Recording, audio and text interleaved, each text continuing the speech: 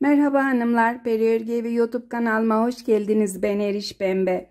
Sizlerle bu videoda bir süveter çalışacağız. Kız çocuklarına uygun yuvarlak yaka bir süveter. Süveterimin beden kısmında kelebek modeliyle çalıştım. Modelin tarifini ayrıca kanalımda yayınladım. İki parça olarak yaptım süveterimi. Önce arka parçayı tamamladım. Daha sonra ön parçayı yaptıktan sonra yaka kısmını yuvarlak yaka çalışıp yaka kısmını tamamladım. Daha sonra da kol kısmından ilmek alarak fırfırlarını ördükten sonra dikişlerini yapıp süveterimi tamamladım. Bir yaşa uygun büyüklükte bir süveter. Süveterimde kullandığım ip için marka ve renk no verdim. 2 yumak ipim vardı. İkinci yumağımdan kalan ipim bu kadar. Beden kısmında ve fırfırlarda 3,5 numara şişle çalıştım. Yaka kısmına yine 3,5 numara misinalı şişle çalıştım arkadaşlar. Malzemelerimiz bu kadar. Diğer işlemleri yapmak için de bir tığa ihtiyacınız var. Fırfır kısmındaki ilmekleri farklı şekilde kapattım çünkü kıvrılmaması için. Çok güzel, tatlı bir örgü oldu. Ben çok beğenerek yaptım. Başlayalım hep birlikte şimdi. Kolay gelsin hepinize.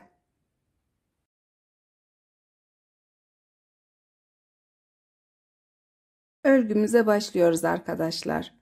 2 tane ipimiz var. İpimizin markası Kartopu Baby One.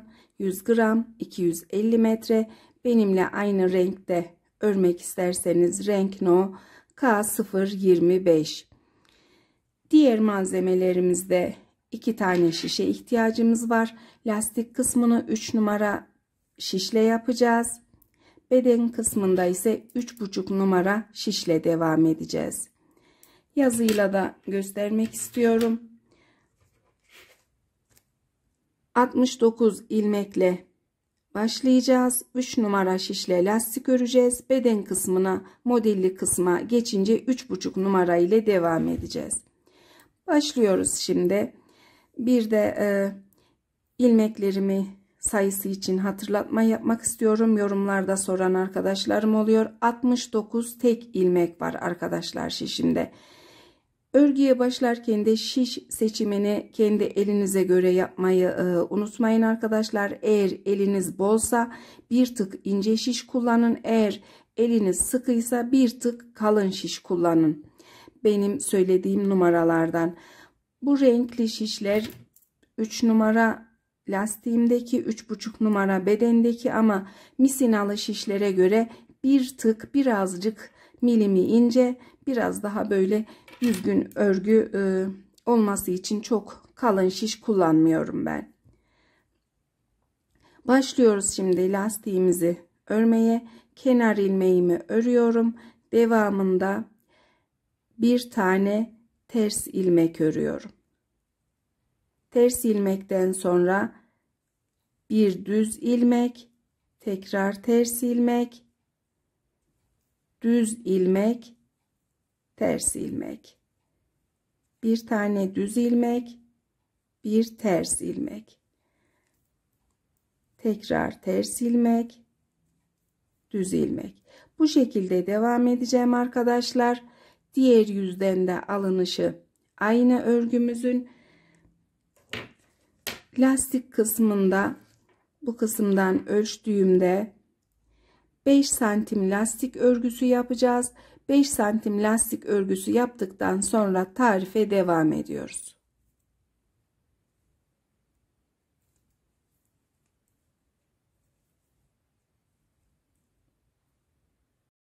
Süveterimizde lastiği tamamladık arkadaşlar.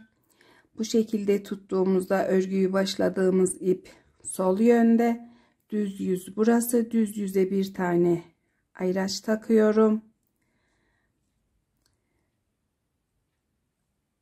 Santimle ölçtüğümüzde örgümüzün yüksekliği 5 santim. Genişliği ise 21 santim gibi. Modelli kısma geçtiğimiz zaman örgümüz açacak. Asıl santimi o kısımda belli olacak.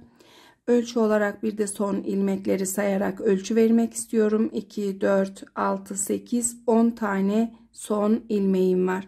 Şimdi 3 numara şişleri bırakıyoruz. 3,5 numara şişle devam edeceğiz. Lastik örgüyü bırakıyoruz. Modelden önce 2 sıra örgü yapacağız. Düz yüzde düz, ters yüzde ters. Kenar ilmeğimi ördüm. Daha sonra tüm ilmeklerimi düz örerek devam ediyorum.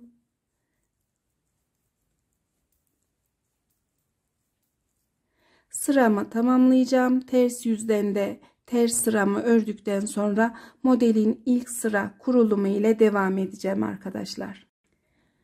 2 sıra örgüyü tamamladık arkadaşlar. Şimdi modelimizin ilk sırasını kuracağız. Modelimiz ajurlu bir model. Baharlık bir süveter için uygun bir model seçtim. Örmesi de gayet kolay. 5 ilmek ve katlarından 4 sıradan oluşan bir model. İlk modeli tamamladıktan sonra 4 sıra tekrar düz örgü yapıp diğer modelimizi verev şekilde kuracağız. Beden kısmını bu şekilde modelle öreceğiz. Düz yüzü böyle modelimizin, ters yüzü de bu şekilde. Örgüye yeni başlayan arkadaşlar için de gayet uygun, kolay bir model. Kuruluma başlarken arkadaşlar sağ yönde bir kenar ilmeğimiz, bir de modele dahil olmayan ilmeğimiz olacak. Sol yönde de aynı şekilde bir kenar ilmeği, bir tane modele dahil olmayan ilmek olacak. 69 ilmeğimiz var. 4'er tanesini iki yöne çıkarırsak 65 ilmeğe model uygulayacağız. Kenar ilmeğimi örüyorum. Daha sonra bir ilmek düz örüyorum. Modele dahil olmayan ilmek. Devamında bir tane doluyorum. Doladıktan sonra 1, 2, 3 ilmeği şişime alıyorum. Üçünü birlikte düz örüyorum. Düz ördükten sonra ördüğüm ilmeği sol yöndeki şişe takıyorum. 4. ilmeği ve 5. ilmeği bu şekilde alarak ördüğüm ilmeğin üzerinden atıyorum. Tekrar sağ yöndeki şişime aldım ilmeğimi, bir tane doladım. Devam edip 1, 2, 3, 4, 5 tane düz ilmek ördüm. 5 düz ilmekten sonra tekrar doluyorum. 1, 2, 3 ilmeği şişime alıyorum. Üçünü birlikte düz örüyorum. Ördüğüm ilmeği sol yöndeki şişime takıp 4. ilmeği, 5. ilmeği ördüğüm ilmeğin üzerinden atıp tekrar sağ yöndeki şişime alıp bir tane daha doluyorum. 1, 2, 3, 4, 5 ilmek düz örüyorum. Modelimizin ilk sırasında arkadaşlar 5 ilmek toplayıp örüyoruz ama 2 tane dolama var. Diğer sırada eksilen ilmeklerimizin yerine yine ajurlar dolayacağız. Son olarak 1, 2, 3, 4, 5 ilmek düz ördük. Doluyoruz. 1, 2, 3 ilmeği şişime alıp örüyorum. Ördüğüm ilmeği sol yöndeki şişime takıyorum. 4. ve 5. ilmeği üzerinden atıyorum. Tekrar doluyorum. 1, 2, 3, 4, 5 ilmek düz örüyorum. Doluyorum. 1, 2, 3 ilmeği şişime alıp ördüm. Ördüğüm ilmeği sol yöndeki şişe taktım. 4. ilmek, 5. ilmek. Tekrar alıp birazcık yerleştiriyoruz. Bir tane doluyoruz. 1, 2, 3, 4, 5 ilmek düz örüyoruz. Yine aynı işlem, bir tane doladık. 1, 2, 3 ilmeği şişime aldım. Üçünü birlikte düz örüp ilmeğimi sol yöndeki şişe taktım. 4. ilmeği ve 5. ilmeği üzerinden attım. Yerleştiriyorum. Tekrar doluyorum. 1, 2, 3, 4, 5 ilmek düz örüyorum. Doluyorum. 3 ilmeği şişime aldım. Üçünü birlikte ördüm. Ördükten sonra sol yöne taktım. Tekrar 1 2 ilmeği üzerinden attım. Yerleştiriyorum, doluyorum tekrar. 1 2 3 4 5 ilmek düz örüyorum. 5 ilmek düz ördükten sonra doladım bir tane. 1 2 3 ilmeği şişime aldım. Üçünü birlikte ördüm. Sol yöndeki şişe takıp 4. ilmeği ve 5. ilmeği üzerinden atıp tekrar sağ yöndeki şişime ilmeğimi alıp birazcık yerleştirdim. Doluyorum bir tane. Bir düz ilmek örüyorum. Kenar ilmeğimi örmeden takıyorum. Sol yönde modele dahil olmayan ilmeğimiz ve kenar ilmeğimizle bitirdik. Diğer sağ yönde de aynı şekilde modele başlamıştık. Modelin ikinci sırası ters yüz. Kenar ilmeğimizi örüyoruz. Devamındaki bir ters ilmek, daha sonra ajur doladığımız ilmeği delik olacak şekilde örüyoruz. Tekrar ters ilmeğimiz ve ikinci ajur ilmeğimiz. Devam edip tüm ilmekleri bu şekilde ters örerek ters yüzden sırayı tamamlıyorum arkadaşlar. Düz yüzde tekrar tarif edeceğim.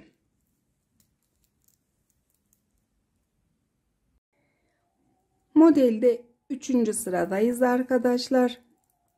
Yine tüm sırayı tarif edeceğim. Kenar ilmeğimi örüyorum.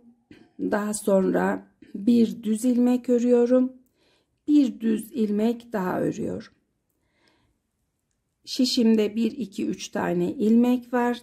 Doluyorum bir tane. Bu orta kısımda ilmekleri topladığımız ilmeği örmeden önce doladım. Bir düz ilmek ördüm.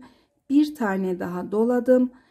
Devam edip 1 2 3 4 5 6 7 ilmek düz ördüm.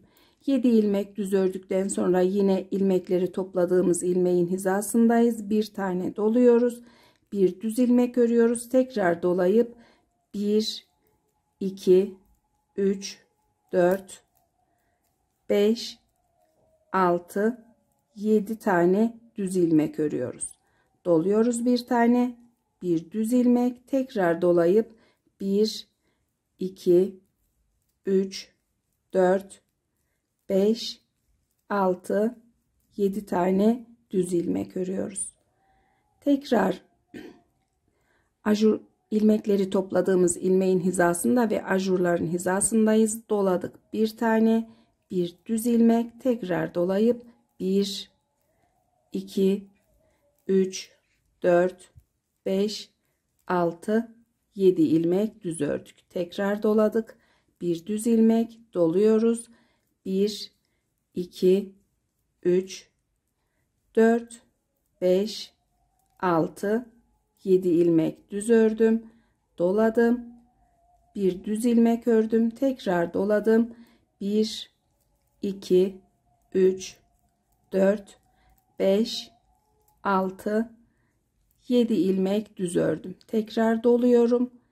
Bir düz ilmek örüyorum. Bir tane daha doluyorum.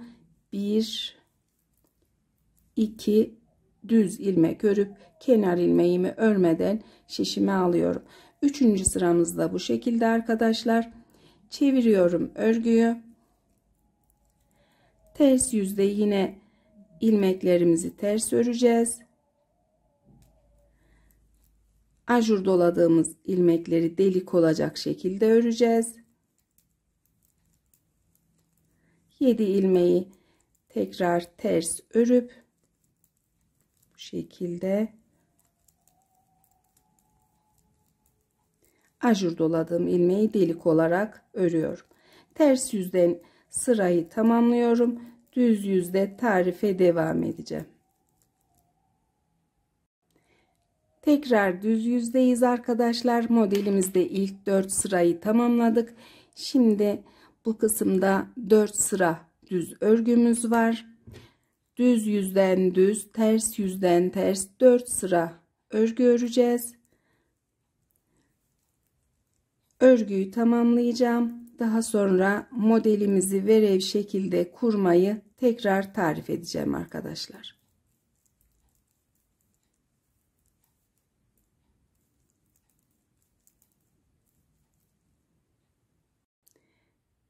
Dört sıra örgüden sonra şimdi yine model kuracağız arkadaşlar. Kenar ilmeğimi örüyorum. Devamında modele dahil olmayan ilmeğimi de örüyorum. Bu iki ilmekten sonra 1, 2, 3, 4, 5 ilmek düz örüyorum. 5 ilmek düz ördükten sonra ilk sırada kurduğumuz modelin aralarındaki 5 ilmekteyiz. Doluyorum bir tane. 1, 2, 3 ilmeği şişime alıyorum. Üçünü birlikte düz örüyorum. Devamında sol yöndeki şişe taktım ilmeğimi. Dördüncü ilmeği, beşinci ilmeği üzerinden atıyorum. İlmeğimi tekrar alıyorum. Doluyorum bir tane. 1, 2, 3, 4, 5 ilmek düz örüyorum. Doluyorum tekrar. 3 ilmeği şişime alıp üçünü birlikte düz ördüm. Sol yöndeki şişe ilmeği taktım.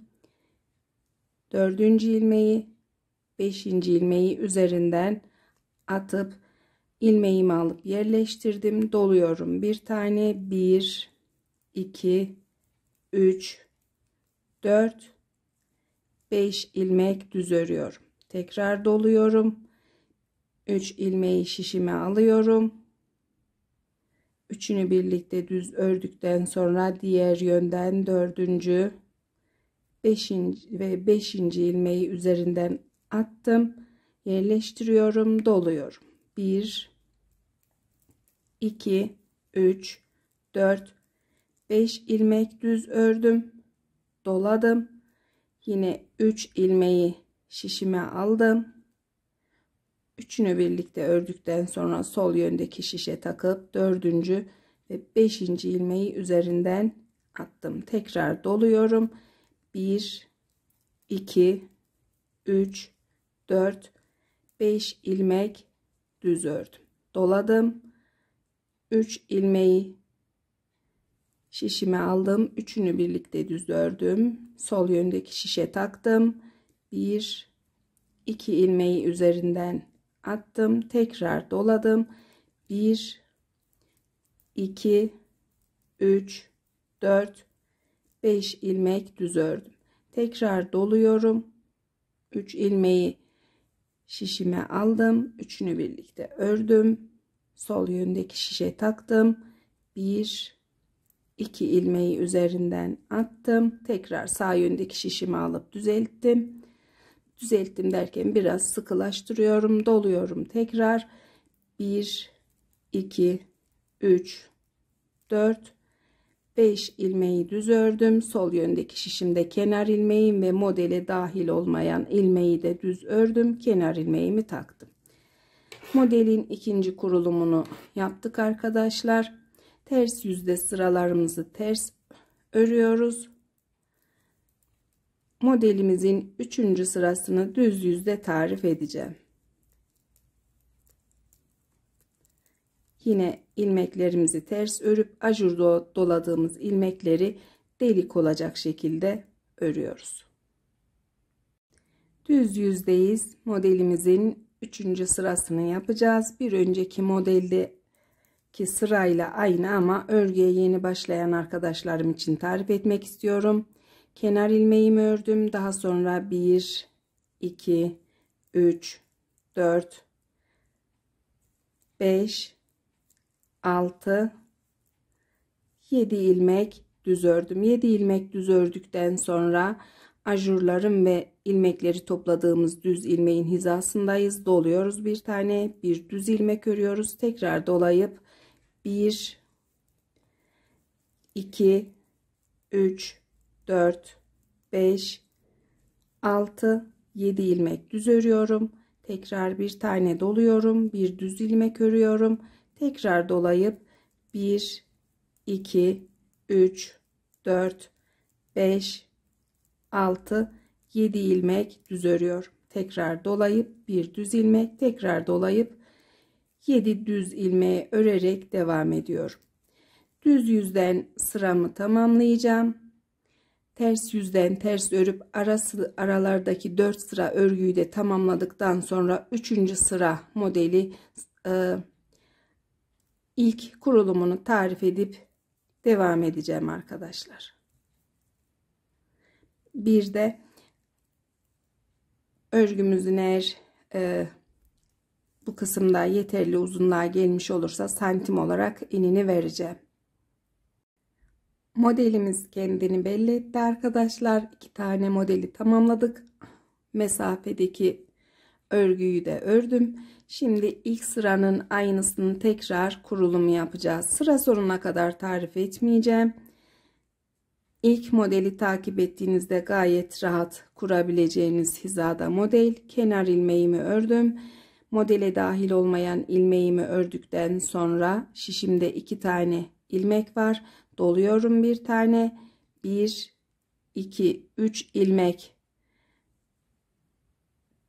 şişime alıp düz ördüm. Ördükten sonra aynı şekilde sol yöndeki şişime aldım ilmeği, 4. ilmeği, 5. ilmeği üzerinden atıyorum.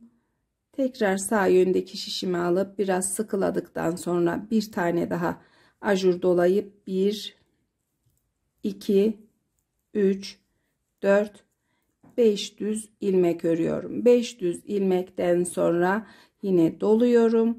1 2 3 tane ilmeği şişime aldım. Üçünü birlikte düz ördüm. Sol yöndeki şişe aldım. 4. ilmeği, 5. ilmeği üzerinden atıp tekrar sağ yöndeki şişime alıp bir tane doladım. 1 2 3 4 5 ilmek düz ördüm. Bu şekilde devam ederek kol hizasına yeterli yüksekliğe gelene kadar devam edeceğim arkadaşlar. Ölçüsünü de vermek isterdim ama bu kısım lastiğimiz topladığı için çok net olmayacağı için örgüde biraz daha ilerledikten sonra vereceğim. Süveterimde ilerledim arkadaşlar. Şimdi kol oyuntusuna başlayacağız. Kol oyuntusundan önce modelleri sayarak bir de mezura ile ölçü vermek istiyorum. Modelleri saydığımızda 1 2 3 4 5 6 7 8 9 tane model ördük. Son modelden sonra 2 sıra düz örgüyü ördüm. Süveterimizin eni bu şekilde ölçtüğümüzde 27 santim arkadaşlar. Yüksekliği de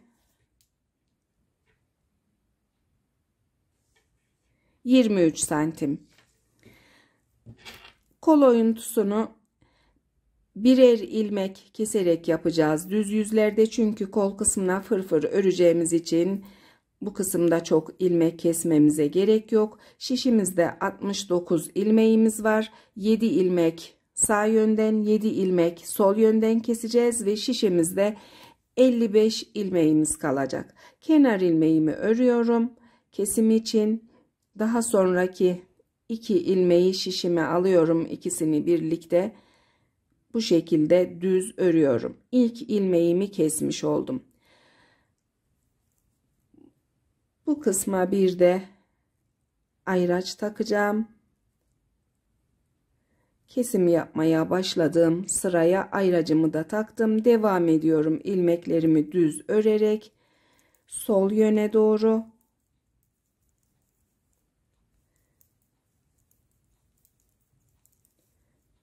Herhangi bir işlem olmadığı için sol yönde 3-4 ilmek kalana kadar örüp bu kısımda tarife devam ediyorum arkadaşlar. Örgümde sol yöndeyim arkadaşlar. Şişimde 5 ilmeğim var. 1 2 3 ilmek kalana kadar örüyorum. 3 ilmek kalınca bu 2 ilmeğimi çıkartıp yönlerini bu şekilde düzeltiyorum. daha sonra kesim için şişimi soldan sağa doğru takıp ikisini birlikte örüyorum. Kenar ilmeğimi örmeden takıp ters yüze dönüyorum.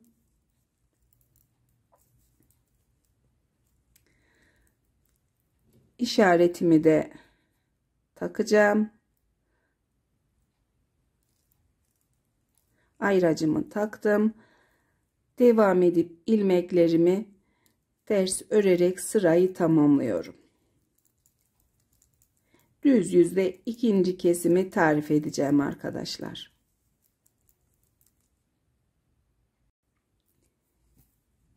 Düz yüzdeyiz. Yine kesim yapacağız. Kenar ilmeğini örüyorum. Daha sonraki iki ilmeği şişime alıp ikisini birlikte düz örüyorum. İkinci ilmeğimi de kesmiş oldum. Diğer ilmeklerimi sırasına göre örüyorum. Kesimden sonra 4 ilmek ördükten sonra bu 5 modelimiz model ilmeği doluyorum. Bir tane 3 ilmeği birlikte örüp diğer şişime alıyorum ilmeğimi. 4. ve 5. ilmeği üzerinden attım. Daha sonra tekrar dolayıp sırasına göre devam ediyorum. Kırmızı ayracın olduğu bölümde ikinci ilmek kesmeyi de tarif edeceğim arkadaşlar. Sol yöndeyiz. Yine model ilmeklerindeyiz. 3 ilmeği ördüm. Taktım. 4.'sünü ve 5.'sini ilmeğimin üzerinden atıp tekrar doladım. 1 2 3 ilmek daha ördüm. Sol yöndeki şişimde 3 tane ilmek kalınca yine çıkartıp yönlerini düzeltiyorum. İkisini birlikte şişimi soldan sağa doğru takıp birlikte örüp ikinci ilmeğimi de kesmiş oldum arkadaşlar. Çeviriyorum.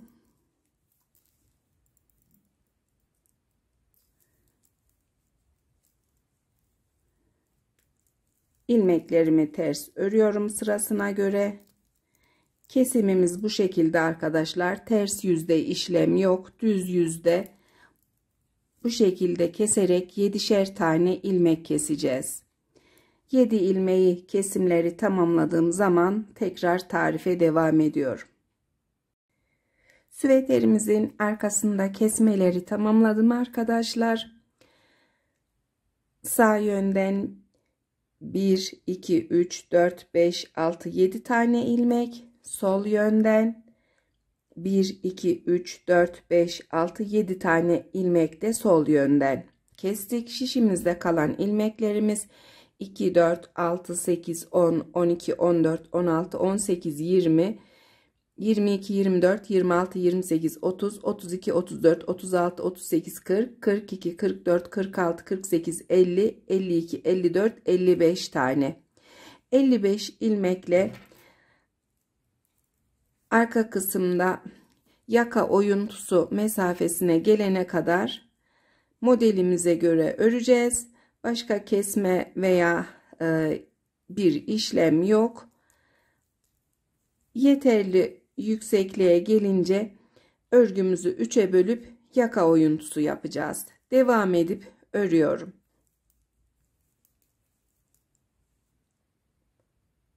Süveterimin arka parçasında ilerledim arkadaşlar. Bu kısımlarda kol için oyuntu yaptıktan sonra 1 2 3 4 5 tane model ördüm. 5 modelden sonra model aralarındaki 4 sıra örgüyü de tamamladım. Şimdi örgümüzü 3'e böleceğiz. Sağ omuz, yaka ve sol omuz. Sağ omuz için 2 4 6 8 10 12 14 16 18 19 ilmek saydım. Diğer yönden de 2 4 6 8 10 12 14 16 18 19 ilmek sayıp bir ayraç taktım. İki ayracımın ortasında 2 4 6 8 10 12 14 16 17 ilmeğimiz var. Şimdi omuz yüksekliği vereceğiz. Omuz yüksekliği verirken ilmeklerimizden 2 ilmekten dönüş yaparak 2 sağ yönden ilmek, 2 tane de sol yönden ilmek yaka kısmına ekleyeceğiz. Başlıyorum şimdi. Yine bu kısımda model kurulumu yapacağım. 4 ilmekten sonra 1, 2, 3, 4 ilmek ördüm. Bir tane doluyorum. 3 ilmeği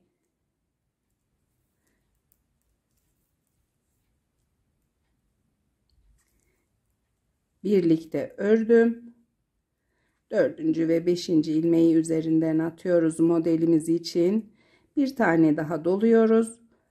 1, 2, 3, 4, 5 ilmek düz ördüm. Bu yönde de 4 ilmeğimiz kalıyor. Modele yetişmediği için düz öreceğiz. 19 ilmeği ördükten sonra sarı ayracımdayım. Devam etmiyorum. Dönüyorum. İpi kırmadan diğer omuza devam edip öreceğiz arkadaşlar. O yüzden ipimi çeviriyorum bu şekilde. İlmeğimi 2 ilmek gibi yaptım. Devam edip ilmeklerimi ters örüyorum.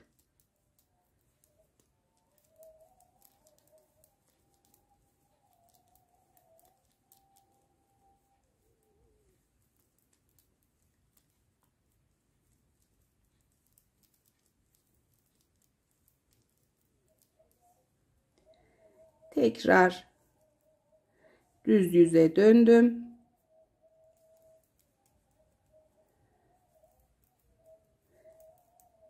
Modele kadar ilmeklerimi düz örüyorum. Ajur kısmına gelince yine bir tane doladım. Bir düz ilmek, bir tane daha doladım. Diğer yöne doğru 1, 2, 3, 4, 5, 6, 7, 8, 9 ilmek düz örüyorum. Bu dönüş yaptığım ilmeğim ayracımdan önceki bu ikili gibi görünen ilmek kalacak. Biz diğer yöne, ters yöne döneceğiz. Aynı şekilde ilmeğimi aldım. İpimi şişimin üzerinden doladım.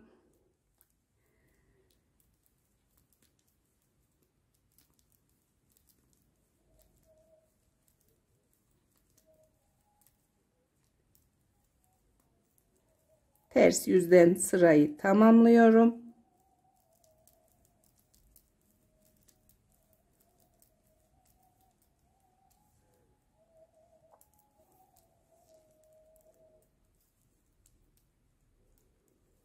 İlmeklerimi düz örerek devam ediyorum. Herhangi bir işlem yok modelimizde.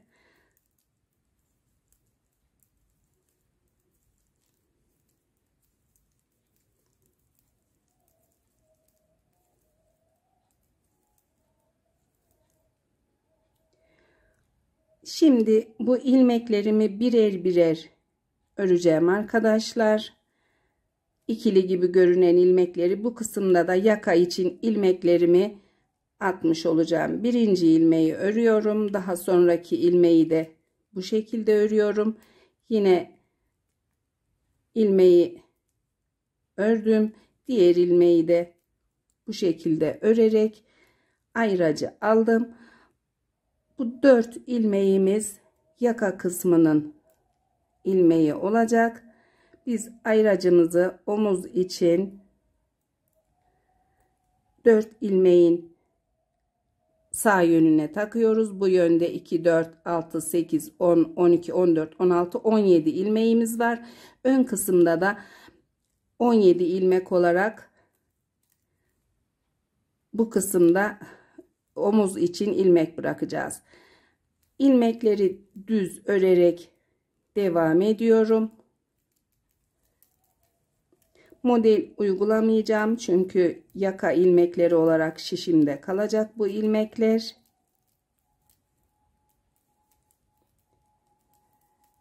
Sol yönde de Bu kısımdaki ayracımdan sonraki ilmeklerden 2 ilmek dönüş yaparak omuzu tamamlayacağım. Daha sonra 4 ilmek olarak örerek yaka kısmının ilmeğine katacağız. Bu kısma yine model sığmayacağı için ilmeklerimizi düz örerek devam ediyoruz.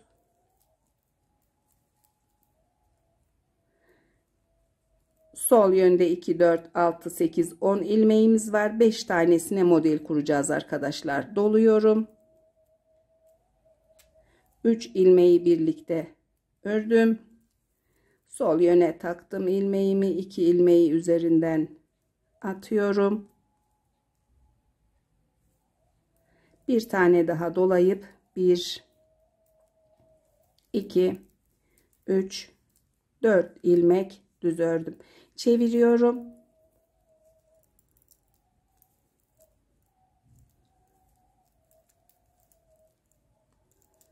Ters yüzden de sırayı tamamlıyorum. Bu kısmı özellikle kesmeden çekmek istedim. Biraz çok zaman alacak ama yaka oyuntusunun önemli olduğunu düşünüyorum.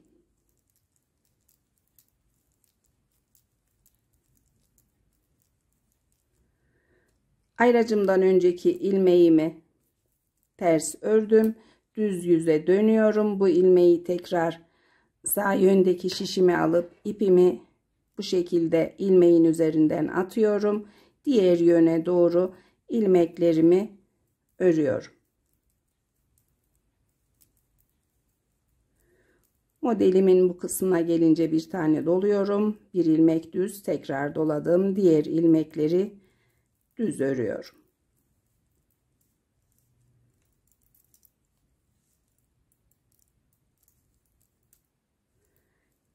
Ters yüzden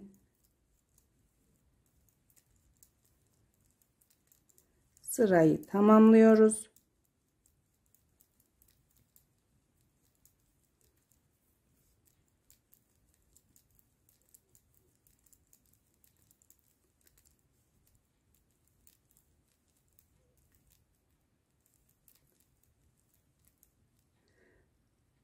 Ayracımdan önceki ikili gibi görünen ilmeğimdeyim. İlmeği örmeden düz yüze dönüyorum. Yine son ördüğüm ilmeği alıyorum. İpimi şişin üzerinden attım. Daha sonra ilmeklerimi düz örerek sırayı tamamlıyorum.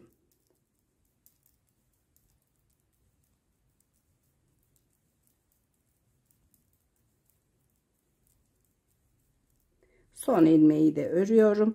Bu kısımda ikili gibi görünen bu 4 ilmeğimiz arka kısımda yaka ilmeklerine dahil olacak arkadaşlar. Biz ayracımızı 17 ilmeğin hizasına takıyoruz. Kontrol ediyoruz ilmeklerimizi. 2, 4, 6, 8, 10, 12, 14, 16, 17 ilmekte sol omuzun ilmekleri. Şimdi şişimdeki ilmeklerimi başka bir şişe alacağım. Misinalı bir şişte bekleteceğim. Ön kısmı yaptığımızda 17'şer ilmekle omuzun bir tanesini birleştirip yaka kısmını diğer omuz açık şekilde öreceğiz. Daha rahat daha kolay örmek için bu şekilde yapacağım arkadaşlar. İlmeklerimi yerleştirip devam edeceğim. İlmeklerimi misinalı şişe yerleştirdim arkadaşlar. Bu şekilde bekleyecek. Biz şimdi süveterimizin ön kısmına başlayacağız. Ön kısmı arkasından 5 ilmek fazla başlayacağız arkadaşlar. İlmeklerimi atıp hazırladım. 69 ilmekle arka kısmı ördük. 74 ilmekle ön kısmı öreceğiz. Birazcık tarif için kol oyuntusu ve ön kısımda fazla olan ilmekleri yerleştirmeyi tarif etmek için bu süveterimde özellikle ön kısmına 5 ilmek fazla başladım. Diğer süveter tariflerimde genelde 5 yaşın altı olduğu için 2 parçayı, ön ve arka parçayı genelde eşit ilmeklerle başlamıştım. 74 ilmeğim şişimde. Bir ters bir düz lastik öreceğiz. Ön kısımdaki kadar aynı sayıda. Lastiğimizi tamamladıktan sonra ön kısmın model kurulumu ile tarife devam edeceğim. Başlıyoruz lastiğimiz için. Kenar ilmeğimi örüyorum. Daha sonra bir tane ters ilmek, bir düz ilmek, bir tane ters ilmek, bir düz ilmek.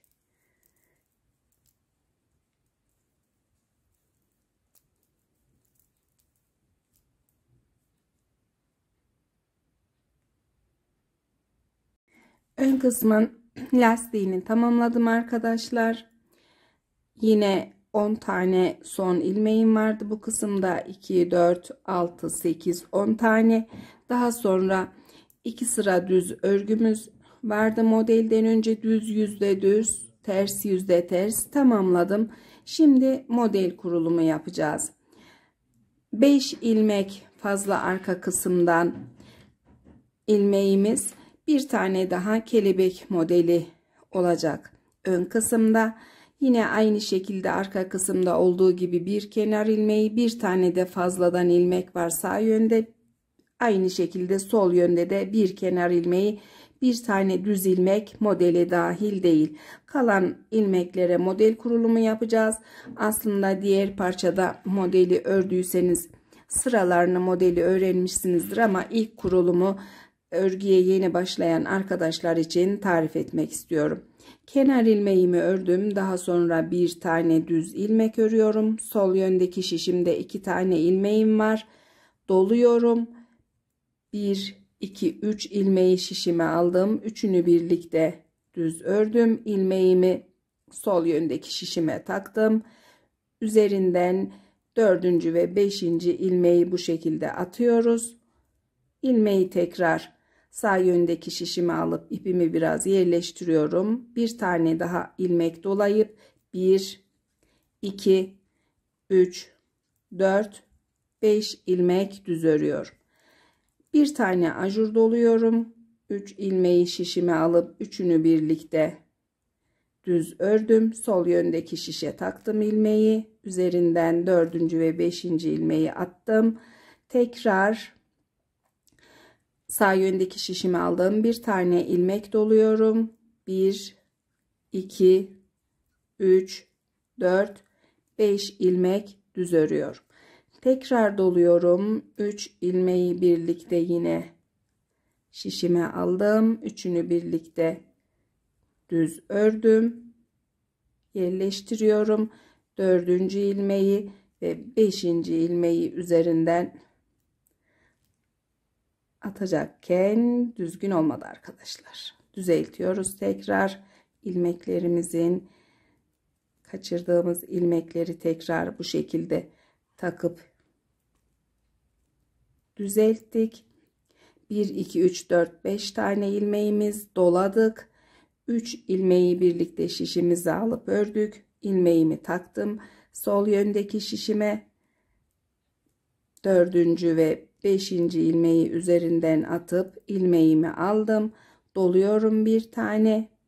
1 2 3 4 5 ilmek düz örüyorum. Yine doladım bir tane.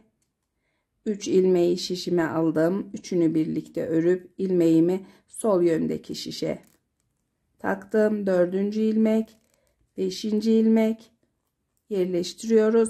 Bir tane ajur dolayıp 1 2 3 4 5 ilmek düz ördüm. Yine doladım. Doladıktan sonra 3 ilmeği ördüm. Aynı şekilde sol yöndeki şişe, daha sonra 2 ilmeği üzerinden atıp şişimi alıp yerleştirdim. Bir ilmek daha ajur doladım. 1 2 3 4 5 ilmek düz ördüm. Tekrar doluyorum. 3 ilmeği birlikte ördüm. 1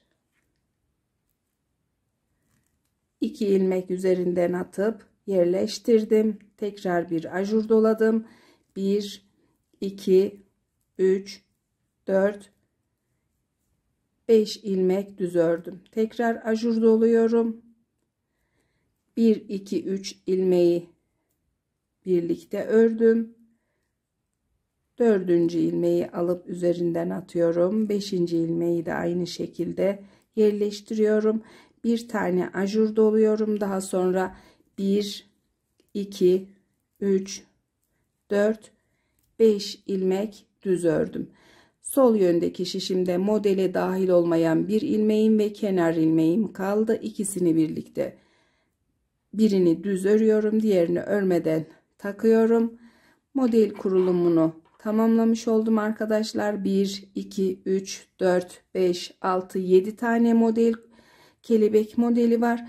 Diğer sırada da aynı şekilde bu boşluklara 1, 2, 3, 4, 5, 6, 7 tane model olacak.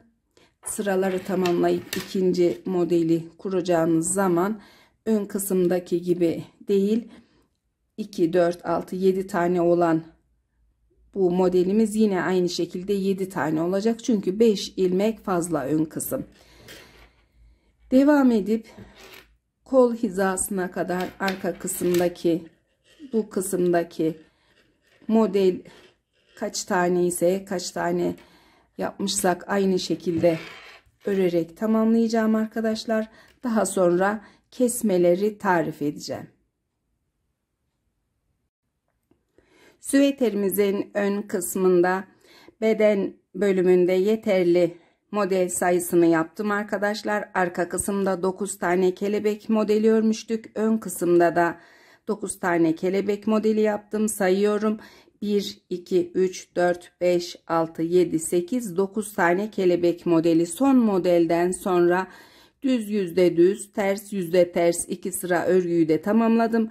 Arka kısımda tam da bu seviyede, bu seviyeye gelince kol oyuntusu yapmıştık. Sağ yönde 7 ilmek kesim yapmıştık. Sol yönde de 7 ilmek kesim yapmıştık arka kısımda.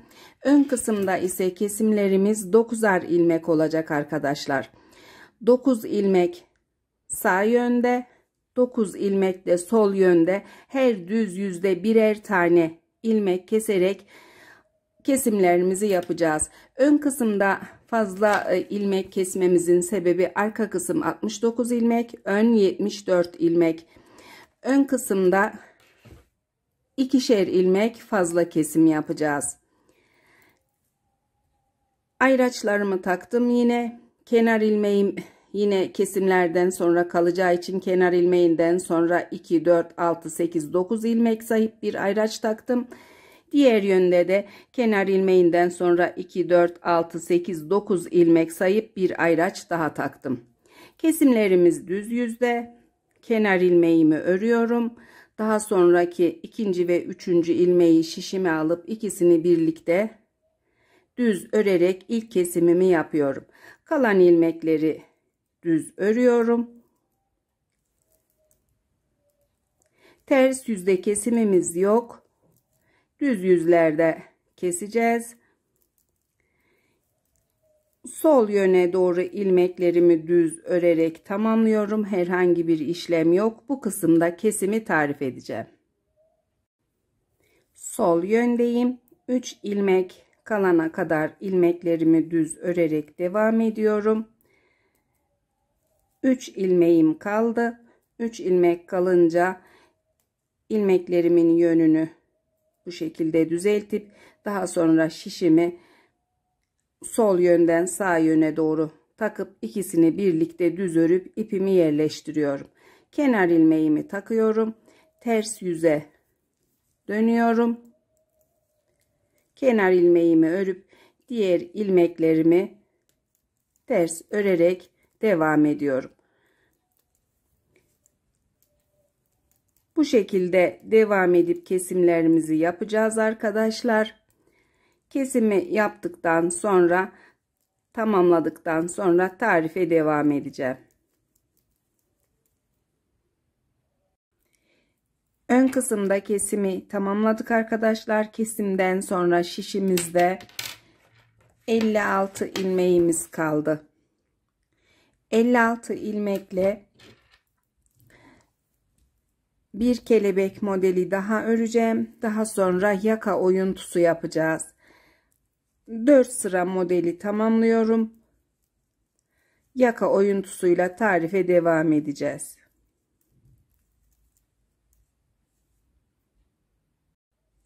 Tamamladık sıralarımızı. Şimdi bu kısma boyun için oyuntu yapacağız arkadaşlar. Oyuntu yapmak için ilmeklerimizi hesaplayıp ayraçlarımı taktım. Sağ yönde 2, 4, 6, 8, 10, 12, 14, 16, 17 ilmek sayıp bir ayraç taktım. Sol yönden yine 2, 4, 6, 8, 10, 12, 14, 16, 17 ilmek sayıp sol omuz içinde 17 ilmeği ayırıp bir pembe ayraç daha taktım. 2 pembe ayracımın ortasında 2, 4, 6, 8, 10, 12, 14, 16, 18, 20, 22 ilmeğim var.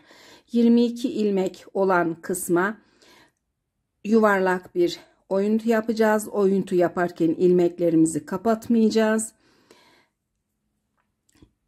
Mavi ve sarı ayracın ortasındaki 2, 4, 6, 8 ilmeğin tamamını bir seferde bırakacağız. 7'şer ilmeği de 2, 4, 6, 7'şer ilmeği de dönüşler yaparak şişimizde bırakarak oyuntumuzu yapacağız. Bu kısımdan modelimizi sayıp yine ölçü yapabiliriz. Kol oyuntusundan sonra 1, 2, 3 tane model ördüm. Bu sıramız düz. Tamamını ilmeklerin düz olarak örüyoruz.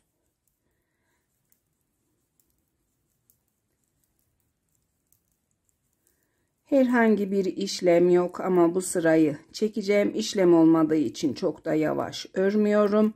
Sıra sonuna kadar tüm düz ilmekleri ayraçlarımı da alarak devam ediyorum. Videoyu durdurup sırayı tamamlayabilirsiniz. Eğer benimle birlikte yetişemezseniz zaten tarif videolarında durdurarak izleyip yapmanız lazım.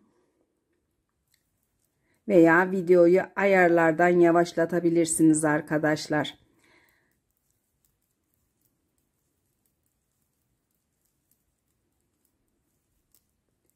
Tekrar pembe ayracımı da alıyorum.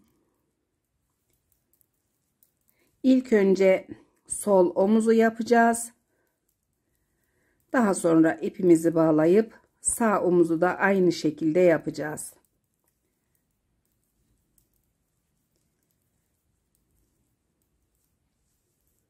Tamamladık sırayı. Ters yüzü çeviriyorum. Kenar ilmeğimi örüyorum. Ters yüzde de sarı ayraca kadar öreceğiz arkadaşlar.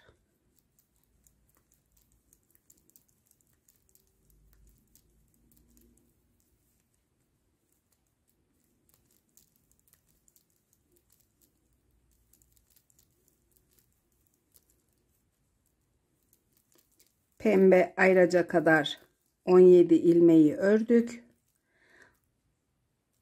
Aldım ayracımı.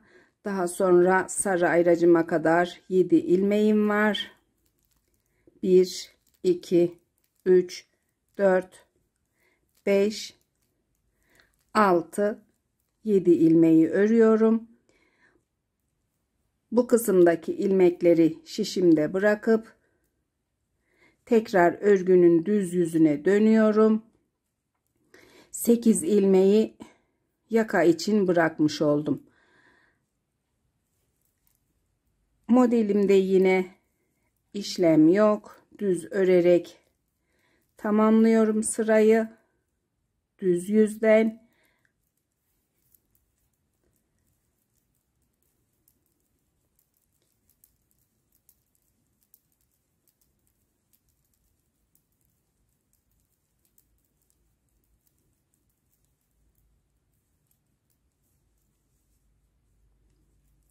Ters yüze dönüyorum. Pembe ayracıma 2 ilmek kalana kadar devam ediyorum.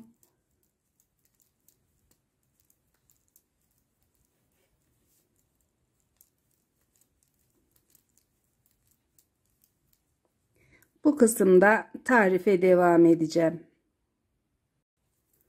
Devam ediyoruz. 17 ilmeği tamamladım. Omuz kısmındaki pembe ayracımı aldım. Pembe ayraçtan sonra 5 ilmek daha öreceğim arkadaşlar. 1 2 3 4 5. Sarı ayraçtan önceki 2 ilmeği yine şişte bırakıyorum. Düz yüze dönüyorum. İlmeğimi alıyorum. Modelim sığmayacağı için bu kısımdaki ilmekleri devam edip düz örüyorum. Bu kısma model kuracağım. Düz yüzden sırayı tamamlayıp ters yüzde tekrar bırakacağım ilmekleri tarif edeceğim. Ters yüzdeyiz. Pembe ayracımı alıyorum. Daha sonra 1 2 3 ilmek daha örüyorum. Yine 2 tane ilmek bırakıyorum. Bu şekilde dönüyorum düz yüze. Yakamız için ilmek toplarken bu aralardan ilmek toplayacağız. Yakamız daha rahat, böyle giydirirken daha böyle esnek olacak. 2 4 6 8 ilmek, devamında 2 ilmek, tekrar 2 ilmek bıraktım. 3 ilmeğim var. Bu 3 ilmeği de birer birer bırakacağım arkadaşlar. Aynı şekilde birer tane bırakacağım için tamamladıktan sonra tarife devam edeceğim.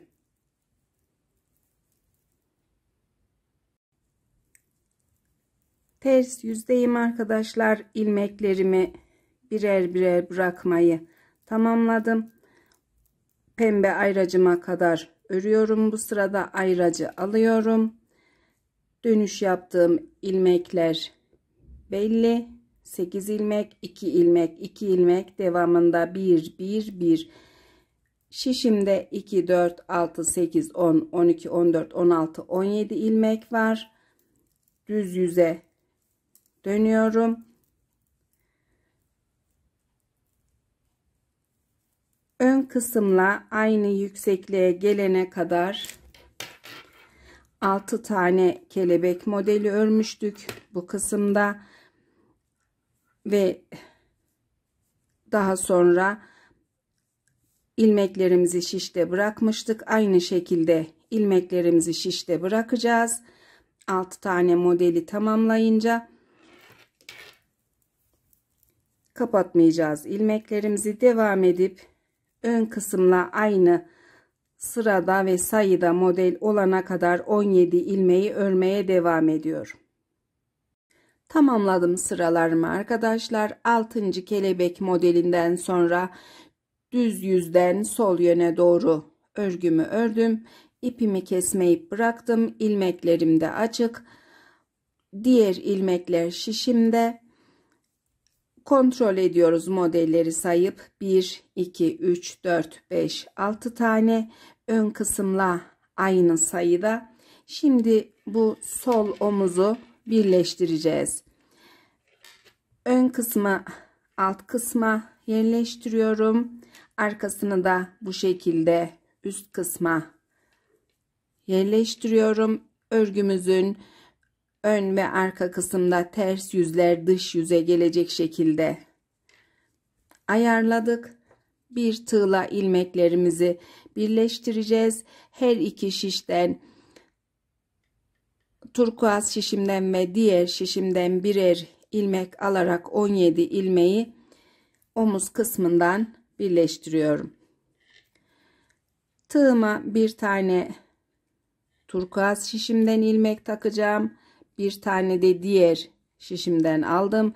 İkisini birlikte örüyorum. Şişimden çıkarıp kaydırıyorum.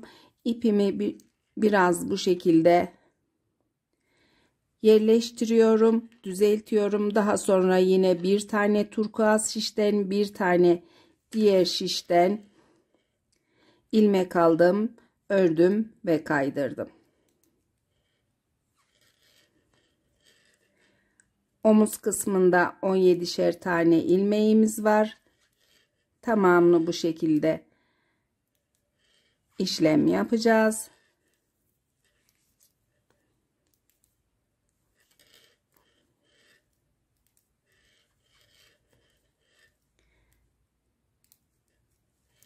Biraz daha yapınca düz yüzden nasıl durduğunu göstereceğim.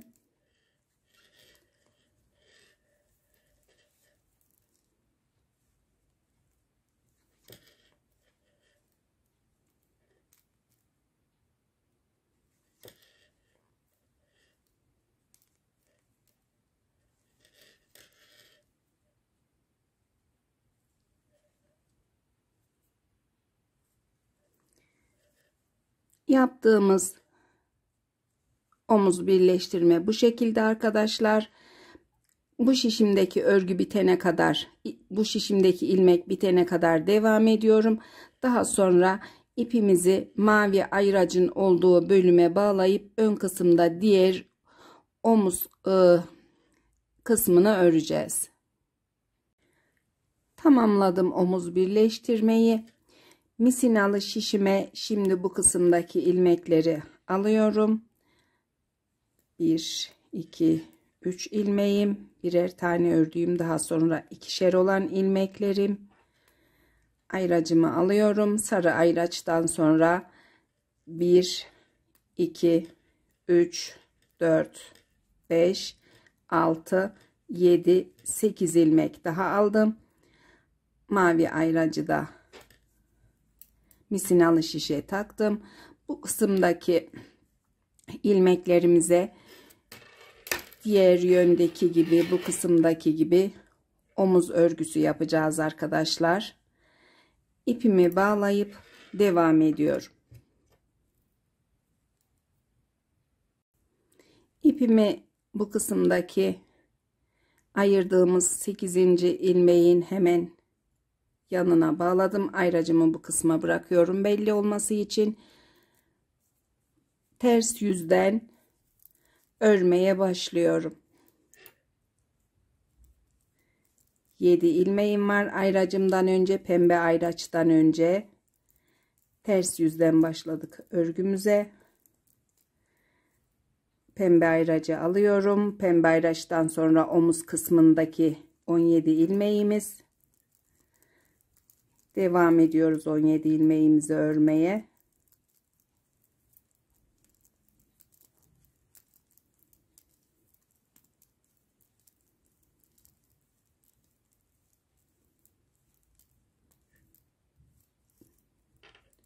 Dönüyoruz düz yüze.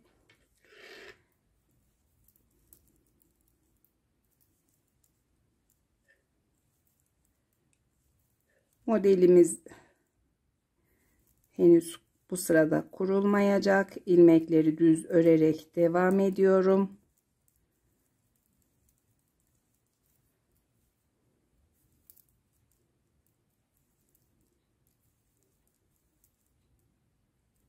Ayracımı aldım. Ayraçtan sonra 1, 2, 3, 4, 5 ilmek örüyorum. 2 ilmeği şişimde bırakıyorum. Örgünün ters yüzüne dönüyorum.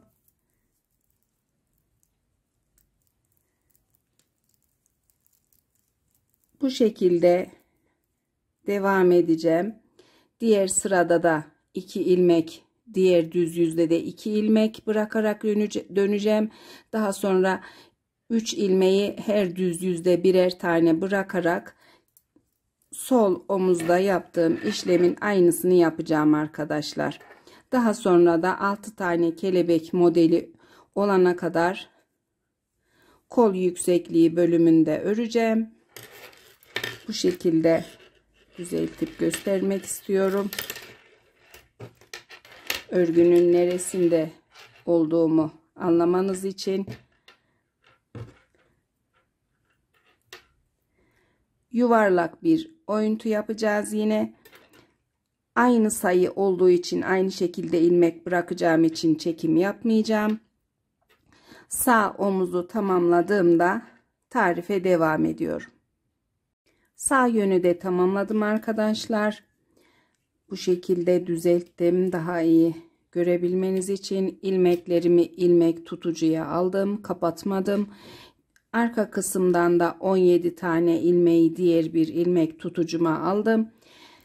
Normal şişlerimizi bırakıyoruz. Misinalı şişle yaka kısmının ilmeklerini toplayıp lastik öreceğiz yaka kısmına. İpimizi kesmedik. Bu kısımda ipimi bıraktım. Misinalı şişimin diğer ucunu alıyorum. Bu bölümlerden ilmek toplayacağız. İlmek olan bölümlerde de aralardan da ilmek takarak yeterli sayıda ilmek toplayacağız. Ön kısımdan arka kısımda ilmeklerimiz hazır. Bu kısımlarda ilmeklerimizi ikişer tane gibi yaparak hazırlığımızı yapmıştık.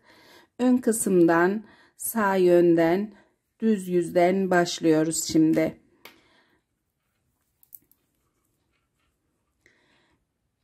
Şişim bu kısımdan hemen ilk sıradan takıyorum. Birinci ilmeğim için düzelttim aldım. Kenar ilmeğinin hemen yanındaki sıradan ilmeklerimi takıyorum. Bir tane hemen ilk ilmeğin altından aldım. Diğer ilmeğimi ikinci sıradan, üçüncü sıradan bir tane daha takıyorum. 3 ilmekten sonra bir sıra atlayacağım. Bir sıra atlayıp 3 sıradan 3 ilmek takacağım yine. 1 2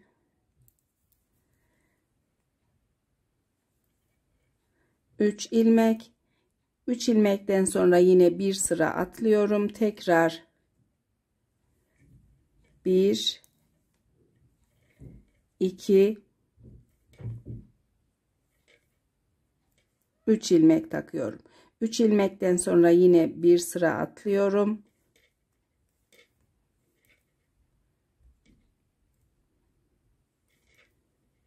Bir, iki, 3 ilmek daha taktım. Şişimde 2, 4, 6, 8, 10, 12 ilmek oldu. Düzeltiyorum biraz. Diğer ilmeklerimi çekeceğim. 12 ilmekten sonra bir tane de bu kısımdan alacağım. Daha sonra şişimdeki ilmeği düz öreceğim. Bir ilmeğin arasından bu kısımdan bir tane daha alıyorum. İlmeği düz örüyorum. Aradan bir tane alıyorum. Diğer ilmeği düz örüyorum. İlmeklerimiz bu şekilde. İkili olan ilmeğime geldim. Ara kısımdan yine bir ilmek taktım. Devamında bir 2 ilmek ördüm. Aradan yine bir tane takıyorum. 1 2 ilmek örüyorum. Ayracımı çıkardım. Bu kısımdan tekrar aradan bir tane daha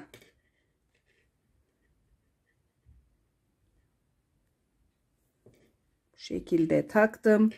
Devamında 2 4 6 8 ilmeğimiz var. Hiçbir ilmek takmadan olduğu gibi 8 ilmeği düz örerek devam ediyoruz. Birebir bu kısımlarda ilmek eklememize gerek yok. 8 ilmeği bitirince yine ikili ilmeğimizin olduğu bölümdeyiz. Bir ilmek bu kısımdan aradan takıyoruz. Devamında 1 2 ilmek örüyoruz. Tekrar bu ara kısımdan bir tane ilmek daha taktım. 1 2 ilmek ördüm. Yine bu boşluktan aradan bir ilmek takıp ördüm. Devamında bir ilmek ördüm. Bir ilmekten sonra yine bir tane ilmek aradan devamındaki şişteki ilmeği örüyoruz. Yeniden bu kısımdan bir ilmek daha takıp son ilmeği de ördüm. Gayet yeterli ilmeklerimiz yaka için. Bu şekilde yapmamın sebebi de arkadaşlar, örgüyü çocuğa giydirirken esnek olması için. Şimdi yine bu kısımdan ilmeklerimizi toplayacağız. Bir tane bu aradan aldıktan sonra 3 sıradan 3 ilmek, bir sıra atlayacağız bu kısımdan. Hemen kenar ilmeğinin yanındaki sıradan 3 sıradan 3 ilmek alıyorum.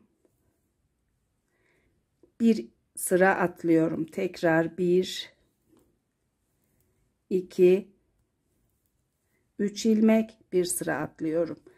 1 2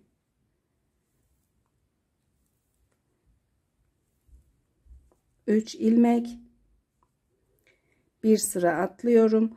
Daha sonra 1 2 ve 3. ilmeği bu kısımdan, omuzu birleştirdiğim kısımdan taktıktan sonra arka kısmın ilmeklerine geldim. Bu şekilde gösteriyorum arkadaşlar. Ön kısım için ilmeklerimizi taktık. Tamamladık. Arka kısımdan da bir tane ekledikten sonra şişimdeki ilmekleri birebir örüyorum.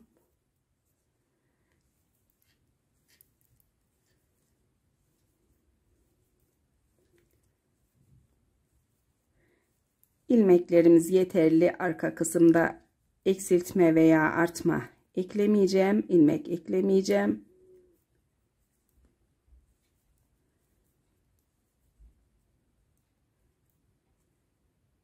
Bu kısımda ilmeklerimize dönüşler yapmıştık. Bir ilmeği 2 gibi yapmıştık. İlmeklerimizi düzeltip bu şekilde örüyorum.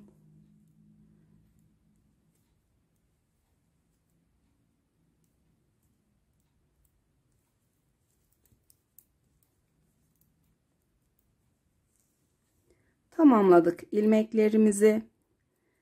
İlk sırayı düz ördük. Şimdi ters yüzden bir ters bir düz örgüye döneceğiz. Birinci ilmeği alıyorum. İkinci omuzu birleştirmiyorum ki yaka kısmında rahatça rahatlıkla yapabilelim. Kenar ilmeğimi ördüm. Daha sonra bir ters ilmek, bir düz ilmek, bir ters ilmek, bir düz ilmek, bir ters ilmek, bir düz ilmek. İlmeklerimizin alınışı örgümüzü başlarken lastik kısmında ördüğümüzdeki gibi olacak. Tekrar bir ters ilmek, bir düz ilmek. Bu şekilde devam ediyorum. Yaka kısmında katlayacak kadar uzunluğa gelene kadar öreceğim. Tamamladığımda sıra ve son ilmeklerden sayıyla, santimle de ölçü vereceğim arkadaşlar. İlmekleri saymıyorum. Beni takip ettiğiniz zaman veya aynı şekilde ilmek topladığınız zaman aynı sayıda ilmek çıkacaktır. Eğer illaki sayısına takılan takipçilerim olursa bu sırayı tamamladıktan sonra sayı vereceğim. Yaka kısmında ilmeklerimi saydım arkadaşlar. İlmeklerimin sayısı 83 ilmek benim. Şimdi bu kısımdan boşluk oluşmaması için tığımla bir tane daha bu kısımdan ilmek alıyorum. Kenar ilmeği olarak ekliyorum. 84 ilmeğimiz oldu. 84 ilmekle devam edip bir ters bir düz lastik örüyoruz.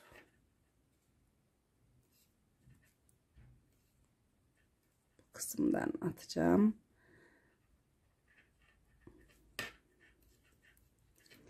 Eli bol olan arkadaşlar 1 numara bir tık ince şiş kullanabilir. Eğer eliniz bolsa 3 numarayla 3.25 ile yapabilirsiniz. Eğer eliniz sıkıysa 3,5 numara ile devam edip lastik kısmını yapabilirsiniz arkadaşlar.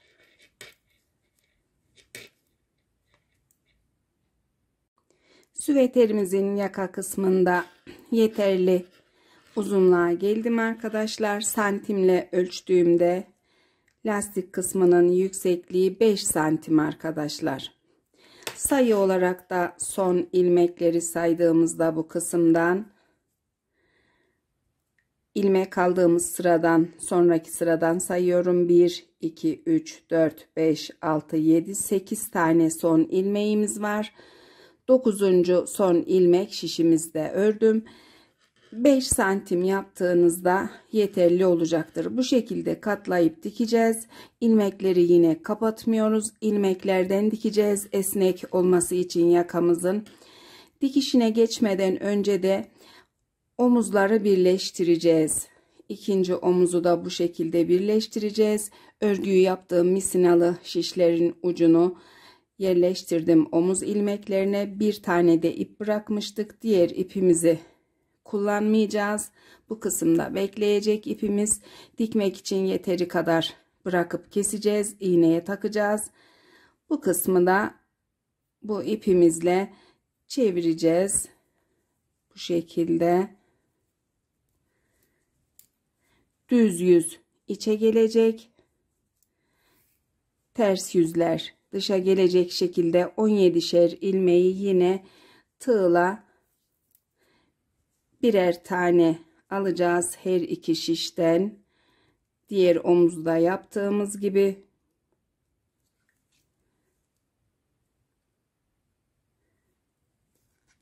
Örüp kaydıracağız. İkinci ilmeklerim.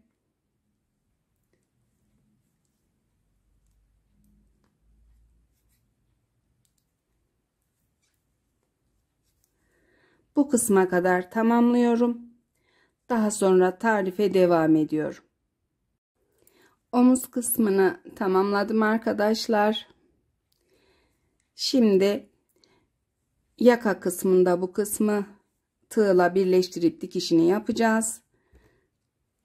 Şişimin uçlarını diğer yöne takıyorum. Gürültü de yapmasın. Örgü ipimizi aldık. Tığımı da son ilmeğe takıyorum. Bir tane bir yönden, bir tane diğer yönden. Bir ilmek aldım. Zincir çekip sıkıladım. Daha sonra son ilmeklerden bu şekilde takıyorum. İlmek aldım, ördüm, kaydırdım. Tekrar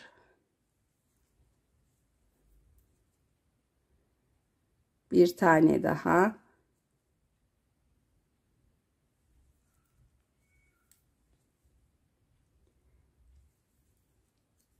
Tüm son ilmekleri aynı işlemi uyguluyoruz.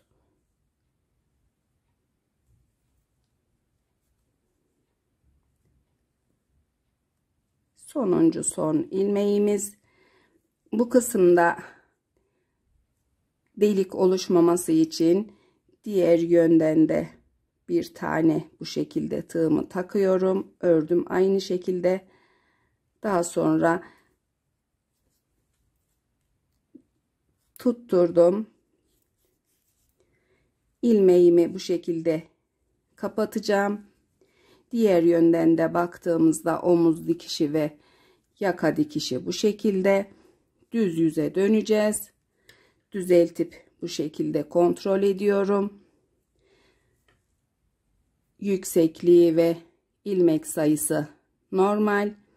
İç yüzden bu kısımdan şişimizden birer tane ilmek alarak tutturarak bu kısma dikeceğiz. Dikişe yetecek kadar ip bırakıp iğneme takıp devam edeceğim. İğnemi hazırladım arkadaşlar. İpimi de böyle büyükçe taktım. Sıkı bir dikiş yapmayacağız. Bu kısımda bitirdiğim yerden ilk ilmeğime çıkıyorum. İğnemle ilmeğimin içinden takıyorum. Şişimden bu ilmeğimi çıkarıyorum. Aynı yere tutturuyorum. Düz ilmeğe geçiyorum iğnemle.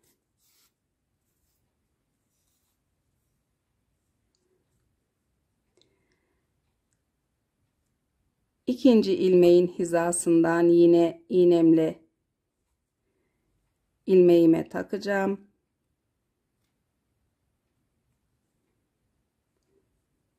Çıkarıp takalım. Birazcık lastik olduğu için sıkı ördüm. İlmeğe taktıktan sonra bu kısımdan yeniden ilmeğin hizasına tutturuyorum. Yerleştiriyorum ipimi. Diğer ilmeğe takıyorum.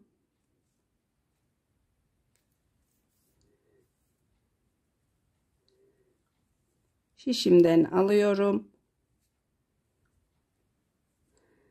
Hizasına, ters ilmek hizasına tutturup bu şekilde diğer ilmeğe iğnemi takıyorum. Birebir bu şekilde dikeceğiz tüm ilmeklerimizi.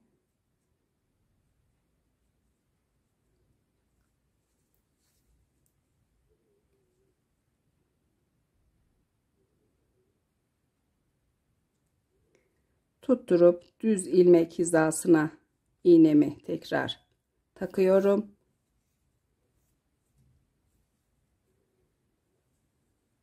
Sıra sonuna kadar bu şekilde dikiyorum arkadaşlar.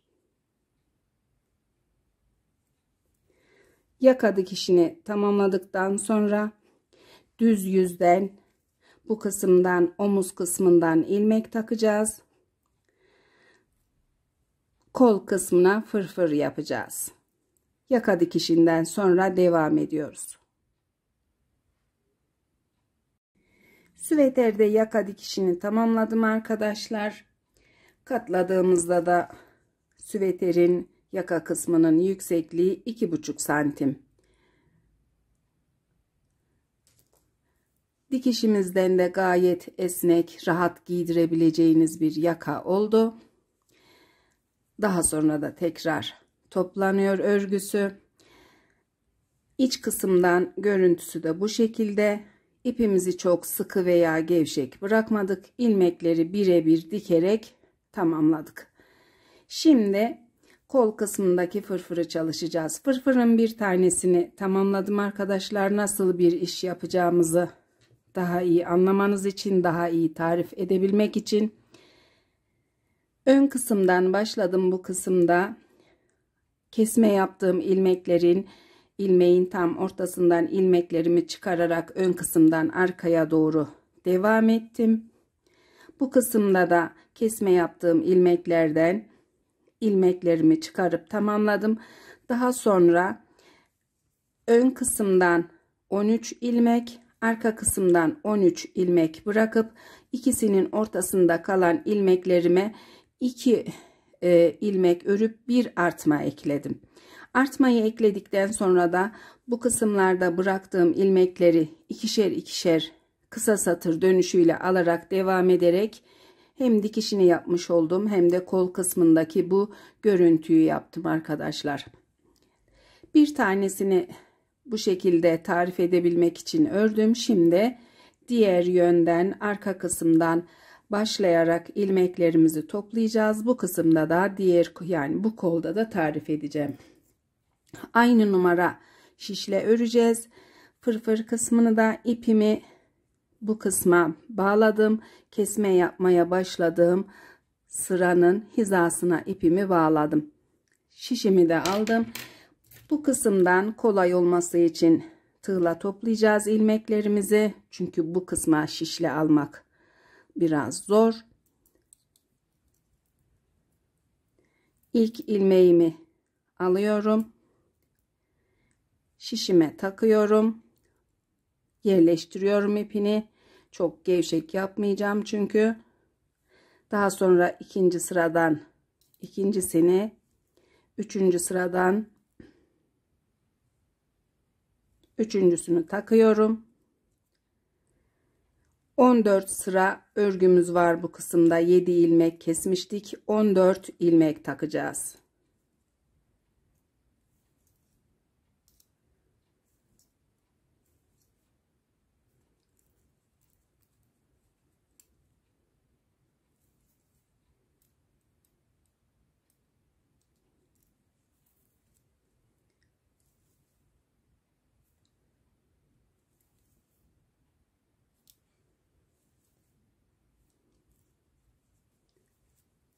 Tekrar takıyorum.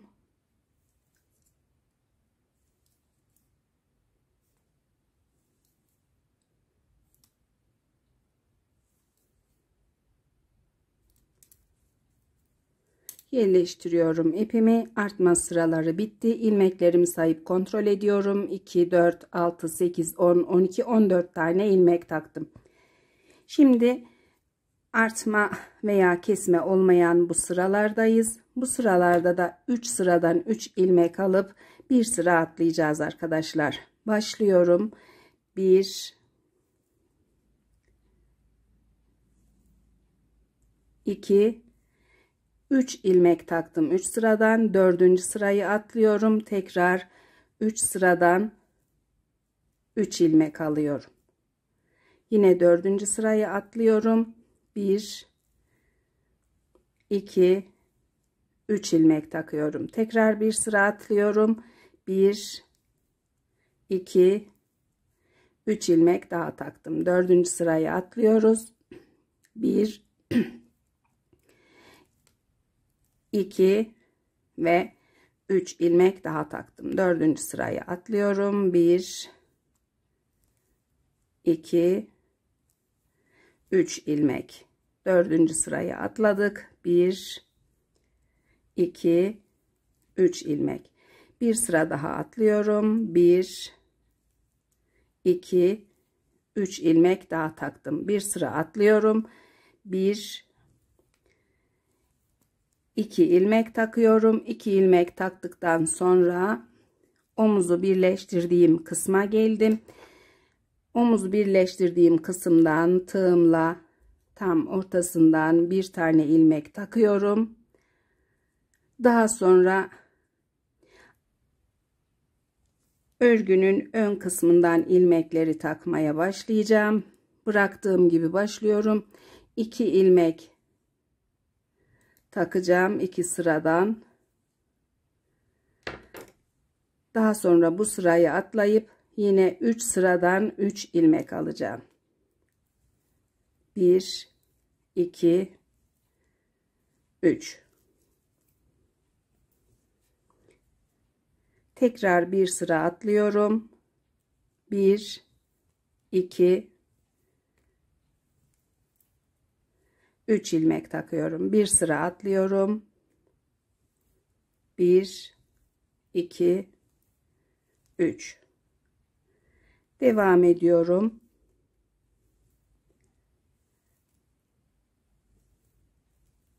Aslında formülü tarif ettikten sonra tüm takipçilerim yapabilir ama süreyi çok uzatıyor. Yine de örgüye yeni başlayanlar için tüm ilmek çıkarmayı tarif edeceğim. Yine bir sıra atlıyorum. 1 2 3. Bir sıra atlıyoruz. 1 2 3 ilmek daha çıkardım. Bir sıra atladım. 1 2 3 ilmek daha çıkardım. 3 ilmekten sonra ön kısımda kesme yaptığımız ilmeklere geldik. Bu kısımda da 9 kesme yapmıştık. 18 tane ilmek toplayacağız arkadaşlar. Benden büyük veya küçük örgü ördüğünüzde kesme yaptığınız sıralardan birebir daha sonraki sıralardan 3 ilmek çıkarıp bir sıra atladığınızda topladığınız ilmek yine düzgün ve örgüye uyumlu olacaktır. Buna dikkat ederseniz daha iyi olur. 3 ilmekten sonra yine tığımı alıyorum. Başlıyorum. 18 ilmeğin birincisini çıkardım. 2 3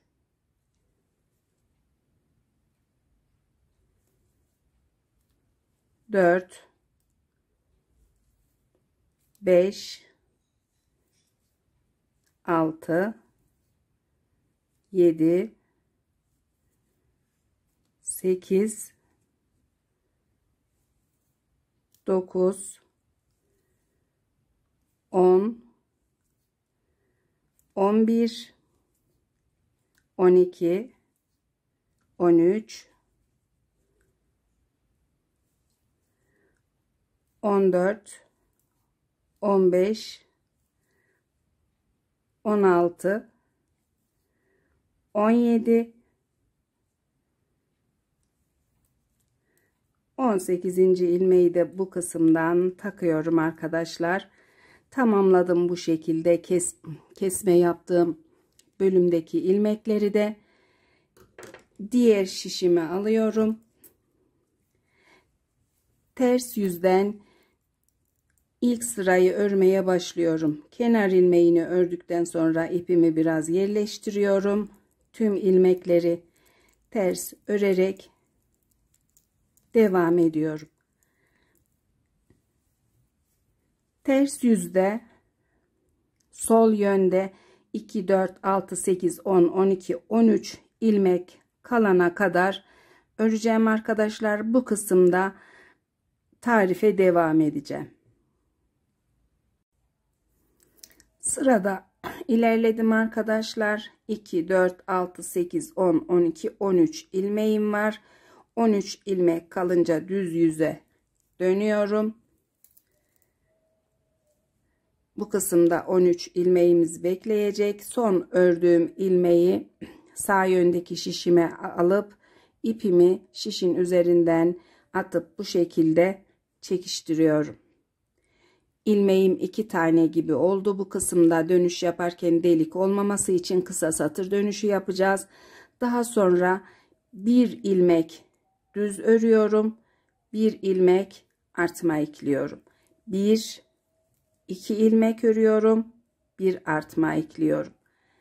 1 2 ilmek örüyorum. Bir artma ekliyorum.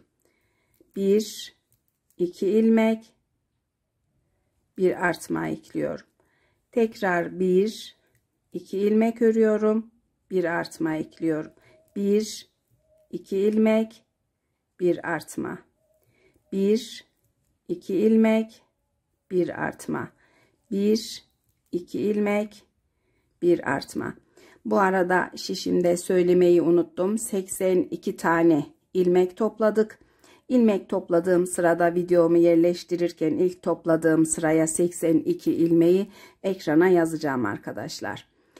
Artmamızı ekledik. 1 2 ilmek, bir artma. 1 2 ilmek, bir artma. 1 2 ilmek, bir artma. 1 2 ilmek, bir artma. Bu kısımlara kadar devam edip tekrar çekeceğim. Artmalarımızı ekleyerek devam ediyoruz. Yaklaştım sıra sonuna. Sol yöndeki şişimde 2 4 6 8 10 12 14 15 ilmeğim var. Son ördüğüm 2 tane düz ilmek, bir tane daha artma ekliyorum. 1 2 ilmek düz örüyorum. Kalan ilmeğimi tekrar sayıp kontrol ediyorum. 2 4 6 8 10 12 13 tane. 13 tane ilmek bu kısımda da bekleyecek arkadaşlar. Biz ters yöne dönüyoruz. Artık bu ilmeklerimizi ikişer ikişer alacağız. Daha sonra 3 ilmek kaldığında da üçünü birlikte alacağız. Son ördüğüm ilmeği sağ yöndeki şişime aldım. İpimi üzerinden bu şekilde atıp çekiştirdim. İpimi ters yüze alıp ilmeklerimi ters örmeye başladım.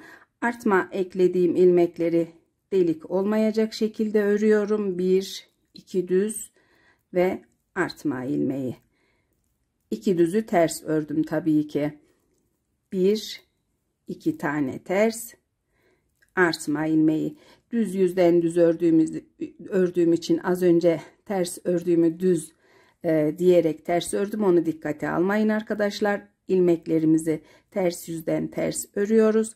Artma ilmeğini delik olmayacak şekilde örüyoruz. 1 2 ters, artma ilmeği. 2 ters ilmek ve artma ilmeğini de bu şekilde ters örüyoruz. Delik olmayacak. Bu kısma kadar ilmeklerimi öreceğim. Bu kısımda dönüş yaptığım ilmeği almayı tarif edip 2 tane daha ilmek eklemeyi de tarif edeceğim.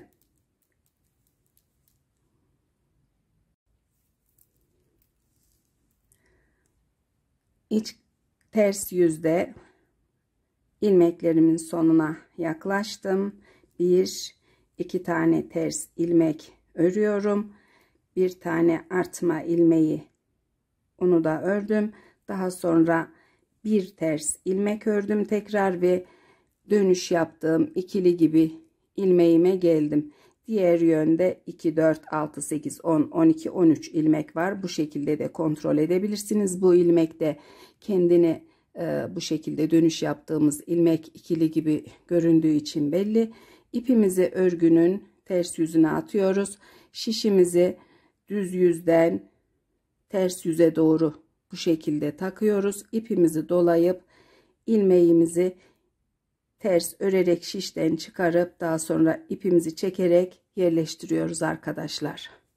Devamında 1 2 ilmek daha ters örüyoruz.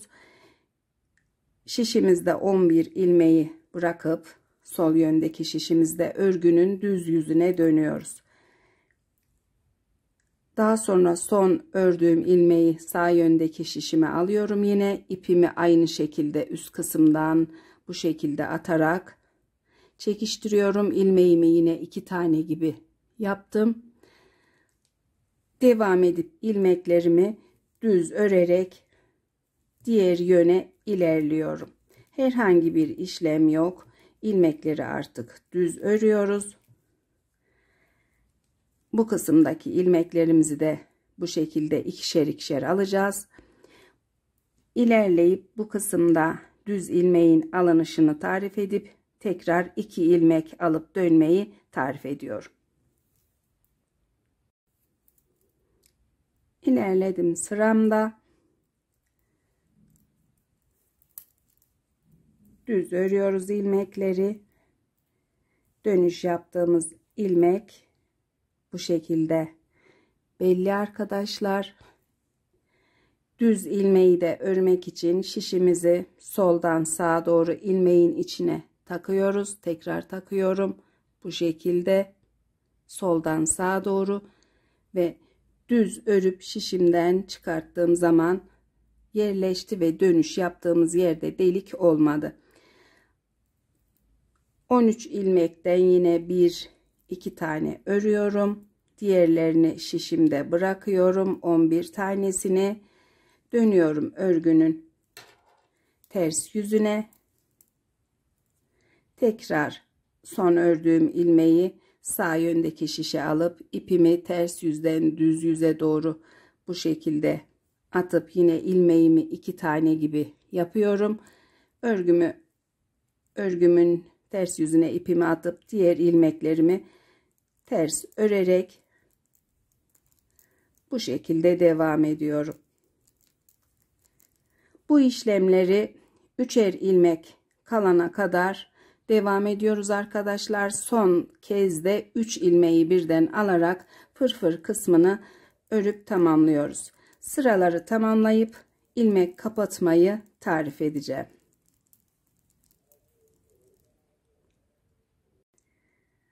Tamamladım arkadaşlar fırfır bölümündeki örgüyü. Görüntüsü bu şekilde. İlmeklerimizi kapatacağız. İlmeklerimizi şişle kapatacağız. Değişik bir işlem yapacağız ilmekleri kapatmak için. Örgümüzün düz örgü olduğu için kıvrılmaması için. Şişimi kenar ilmeğime takıp ilmeğimi örüyorum. Daha sonra şişimi diğer yönden şişteki ilmeğin bir altındaki sıradan şişimi takıyorum. Bu kısımdaki sıranın örgünün ipini bu şekilde şişime alıyorum. Daha sonra aldığım ilmeği şişime atıyorum. Attığım ilmeği ve bir sonraki düz ilmeği şişime bu şekilde soldan sağa şişimi takıp ikisini birlikte düz örüyorum. Daha sonra kenar ilmeğimi diğer şişime alıp ördüğüm ilmeği içinden kaydırıyorum. Tekrar aynı işlemi yapacağız. Sağ yöndeki şişimizi örgümüzün bir alt sırasından bu şekilde takıp bir tane ilmek alıyoruz. Aldığım ilmeği şişime takıyorum. Daha sonra ikisini soldan sağa doğru düz örüyorum. Ördüğüm ilmeği kenar ilmeğimin içinden kaydırıyorum. Yeniden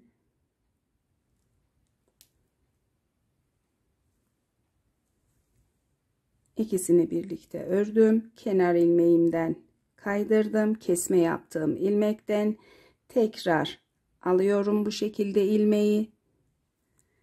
Şişime attım. İkisini birlikte düz ördüm. Ördüğüm ilmeği kesim yaptığım ilmeğin içinden kaydırdım. Bu kısımdaki ilmeklerinizi de çok gevşek veya sıkı yapmayın arkadaşlar. Tekrar alıyorum. İkisini birlikte örüyorum. İlmeğimden kaydırıyorum.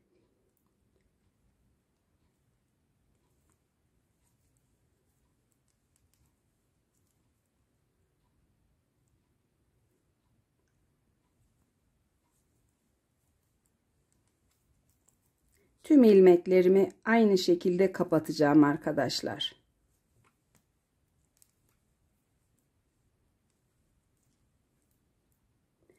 Yaptığımız ilmek kapatma bu şekilde. Ters yüzü de böyle. Bir alt sıradan ilmekten takıp ilmeği alıp şişime atıyorum. İkisini birlikte düz örüyorum. Daha sonra diğer ilmekten kaydırıyorum.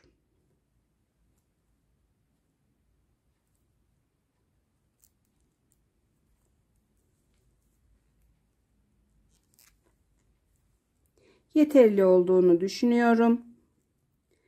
Tüm ilmeklerimi bu şekilde kapatıp daha sonra tığla kol altındaki dikişi yapıp tamamlayacağım. Kol altında da yaka kısmındaki gibi tığla kapatacağız. Tamamlayıp daha sonra süveterimin ölçülerini vereceğim. Tamamladık arkadaşlar süveterimizi. 1 yaşa uygun büyüklükte bir süveter oldu. Santimle ölçüleri de beden genişliği 27 santim. Kol altından uzunluğu 23 santim. Tüm beden uzunluğu 36 santim.